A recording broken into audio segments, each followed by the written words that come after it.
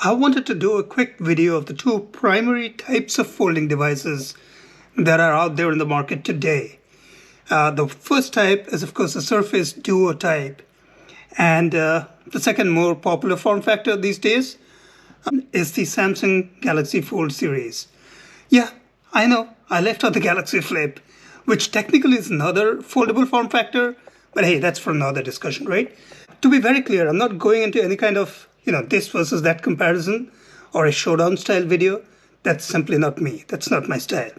What I want to show was the two distinct types of multitasking and the multitasking workflows on these two devices and how they are very distinctly different. And the difference is mainly because of their foldable form factor difference.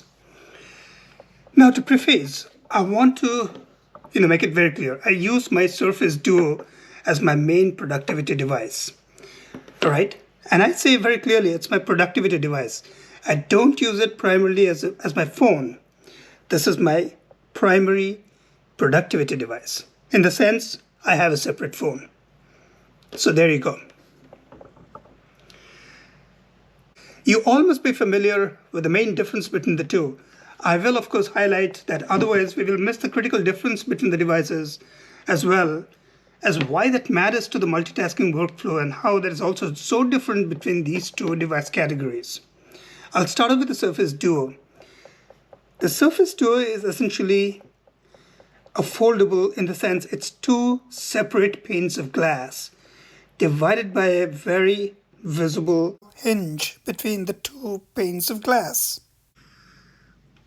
I'm going to put this phone aside for a moment and let's focus on the Surface Duo multitasking workflow. What the Surface Duo allows is a very deliberate multitasking workflow.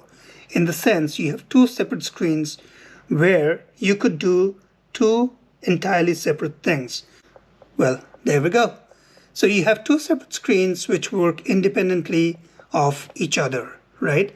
And at the same time.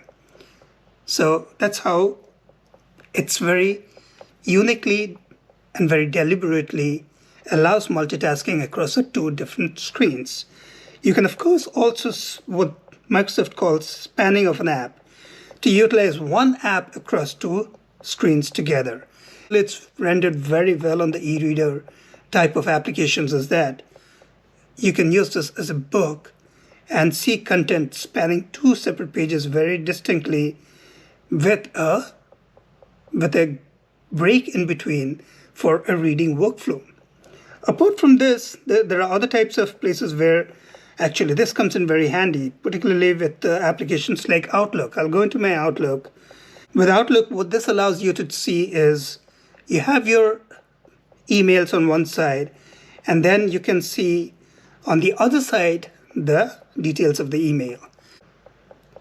And this is where I think the Duo shines in that it uses a very deliberative mechanism of multitasking by using two separate screens.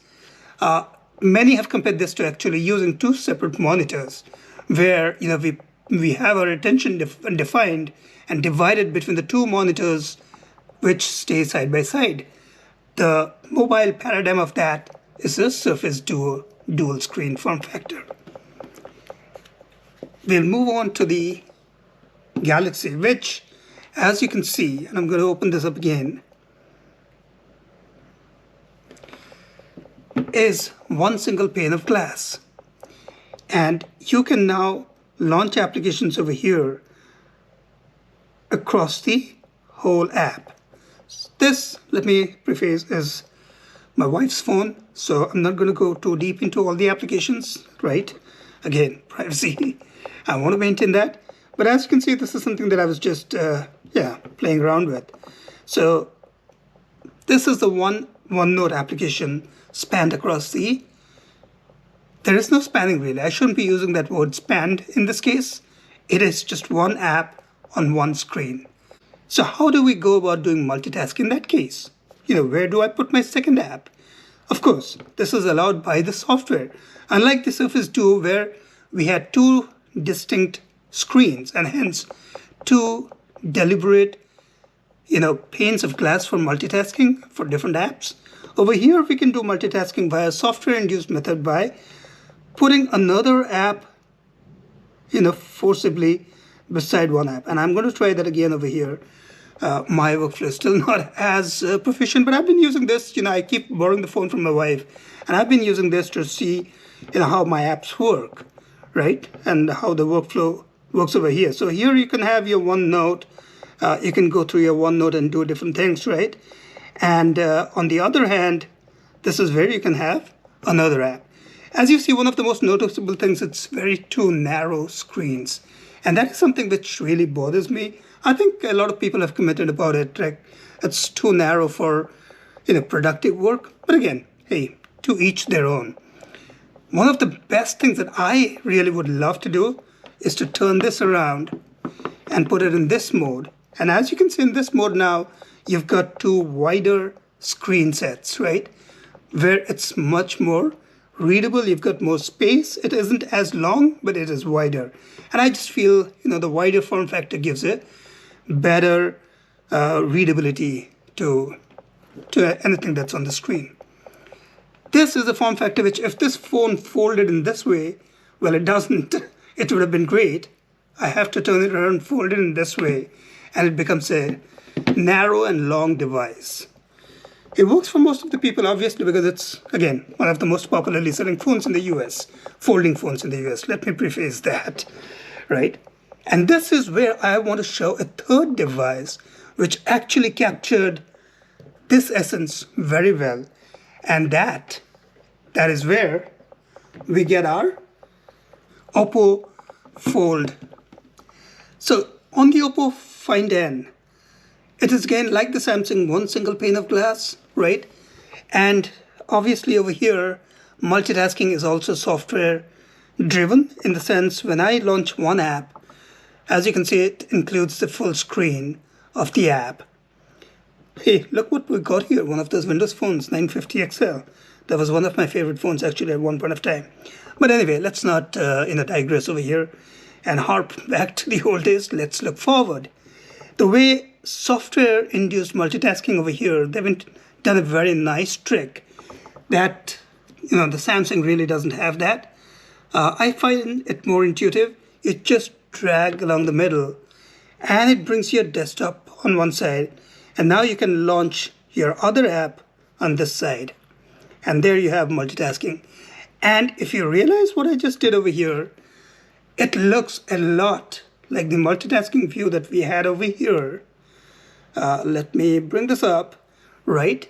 You saw that's two narrow screens, but when you bring it in this way, the aspect ratio is a lot similar between the two screens over here and the two screens over here. Of course, this is a slightly larger device, but you see this? This would have been perfect in the Samsung if they had done the same way as what Oppo did with the Find N. The multitasking view on the Oppo seems a bit more natural, where you can expand any one of the apps into any space to get a better screen size. But at the same time, it's very easy to go into multitasking mode by just quickly swiping down the middle, and you get a desktop where you can choose whichever app you want to multitask to. So it's really very easy in that sense. And I'm going to launch Notion over here, for example. And as you can see, that's my project notes I capture in my Notion app. Now, having said this, right, I totally understand that these kind of foldable devices like the Samsung and the Oppo, they can indeed do whatever the Surface Duo can by doing software-induced multitasking. In fact, on this phone, quite frankly, I can bring 3 apps on this screen, which I cannot do it on the Surface Duo. So then, what is the advantage of having a multitasking device like the Surface Duo whereas having a multitasking device like the Samsung or the Oppo? Irrespective of which aspect ratio we prefer. I prefer the aspect ratio of the Oppo, quite frankly, and I prefer that slide down the middle trick. But again, that's a software trick. It can be done on the Samsung if Samsung wants to copy them, right? Probably they will at some point of time. or they might do it better. That's not the topic of the discussion. The point is, what does this multitasking mode offer me in comparison to the multitasking mode of the Surface Duo or the Duo 2, for that matter? Here is where the big difference comes into play. First of all, over here, the multitasking is not a deliberate effort. It's something that you have to think to be able to do it. So what do I mean by that? As I showed you, right?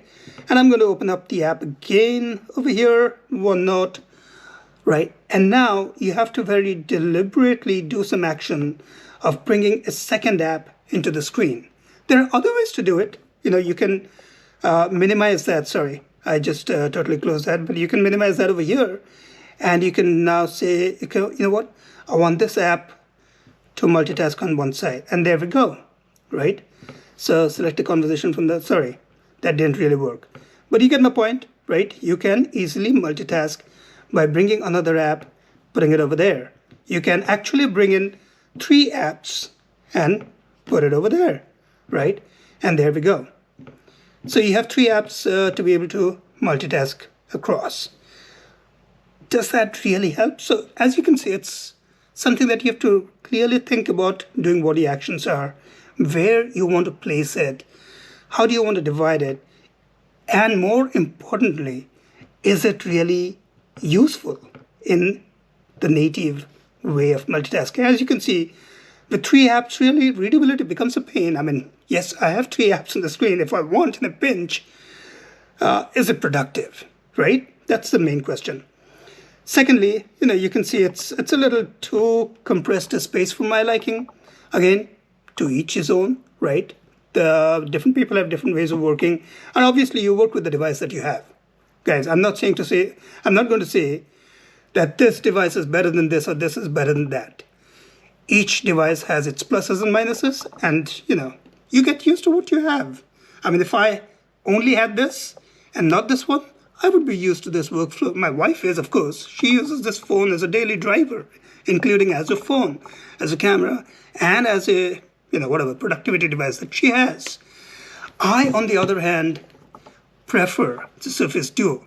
And this is where it's the deliberate nature of the multitasking, which is what gives me that comfort that I don't get in these kind of multitasking devices, the software-driven ones. In the sense over here, it's very distinctively broken up. And I can either do the spanning concept, which of course spanning is not here, it's one single screen. I can take care of the spanning concept and just make it one screen over here, as you can see. And then on the other side, I can very deliberately select any app and it would just come up over here. I don't have to think about where to place it, right? So that is where the deliberate nature of the multitasking comes into play. Not only that, I can close this app and I can select another app and it would take that place. If I wanted to switch, I can easily bring this on this one so that that goes into the background and I can launch another app over here. And there we go. Right? So I could do all of these things without having to think twice. I know distinctively that I've got 2 screens over here and I can just say, go there, go here.